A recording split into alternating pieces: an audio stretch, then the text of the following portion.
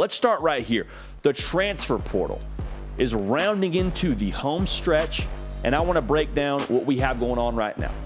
Prince Khalid from Notre Dame is a linebacker, was formerly a 5-star caliber player. Now, he was recruited by Clark Lee to Notre Dame. Clark Lee, currently the head coach at Vanderbilt. I'm not calling my shot for Prince Khalid to go to Vanderbilt, but on paper, it makes sense. Clark Lee, his former defensive coordinator, recruited him to Notre Dame, now at an SEC school, another premier academic institution. I'll just say this, Prince Khalid, the talent is there. And that's what I think is so fascinating about the transfer portal right now. You get these 4- and 5-star players that for one reason or another don't work out at a certain school. I don't think it's a knock on Notre Dame. I don't think it's a knock on Prince Khalid. Sometimes it's just not a fit. It's just not a great marriage. But again, Prince Khalid has all the ability, has 5-star ability to where does a change of scenery allow a kid like that to just absolutely blow up? I think it's very possible. So Prince Khalid, 6'1", 228 pounds, played for Notre Dame. It wasn't like he just sat the bench the entirety of his career there. He's going to go and help a certain program. I'll just say this. He has the opportunity to be an impact guy at wherever he ends up. He's got that kind of ability. He was a top 4 linebacker for us in the 2021 class. Ability is not the issue. I think fit is the issue for Prince Khalid. Now, we got a commitment from the top interior offensive lineman in the transfer portal. That was Emmanuel Pregnon. We talked about him a lot on this show. He's headed to USC after visiting, it sounds like, this past weekend. And he's a guy that's going to make that offensive line better, obviously. He's a guy that has multiple years of eligibility, is already pretty developed from his time at Wyoming. Wyoming develops players really well. That's known across the personnel industry. The thing that I think is fascinating about Emmanuel Pregnon is the fact that he's going to be with USC when they get to the Big Ten. And I beat this drum a little bit yesterday on a one-off video on this channel, so go check that out when you get a chance. But USC heading to the Big Ten, it is a line of scrimmage league.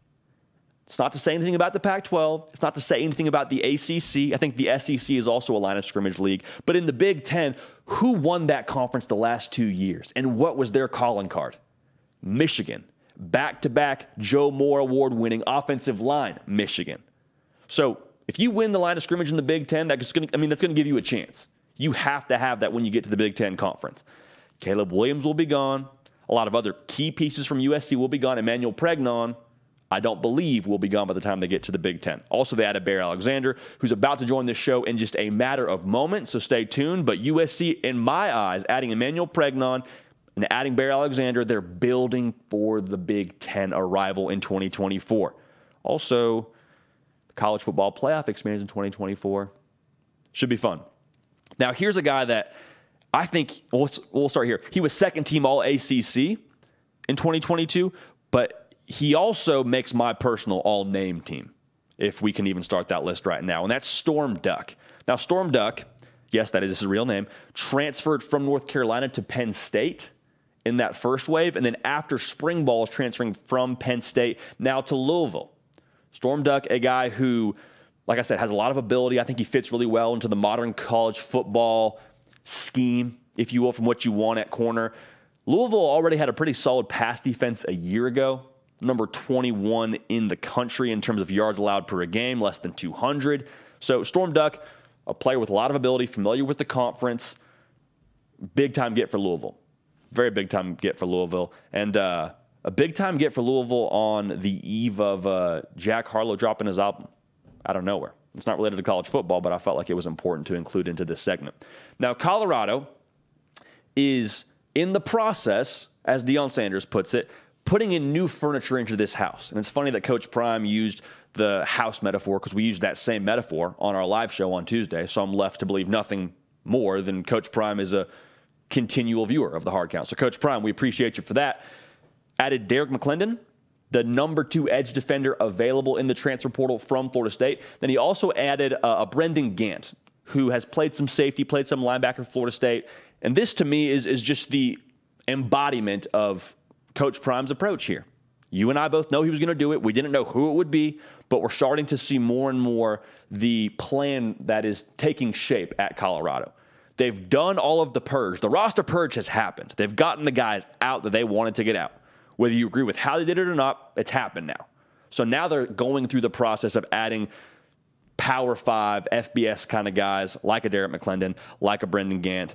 And the thing I love about this is they're adding to the defensive side. Like the playmakers, I don't think right now are a concern at Colorado on the outside. You got Jimmy Horn Jr., who I think could end up being the most impactful transfer for Colorado, just full transparency. Travis Hunter, going to play both ways for you. I think he could end up being your best receiver along with Jimmy Horn Jr., Shedeur Sanders. Like the offensive skill players aren't a concern, but the reality is, you and I both understand this. To win in modern college football, you have to have something in the trenches. So adding a guy like DERRICK McClendon on the edge and adding Brendan Gant to maybe help you at linebacker, maybe he's a run support kind of safety for you. Regardless, you got better on the defensive side than what you had. At the very least, you are upping the talent level on the defensive side of the ball. It's a very good sign for Colorado and a big-time get for Coach Prime as he continues to work his magic. Hey y'all, thanks so much for watching. Subscribe to the channel here to make sure you don't miss an episode of The Hard Count. Also be sure to check out other videos on the On3 YouTube channel.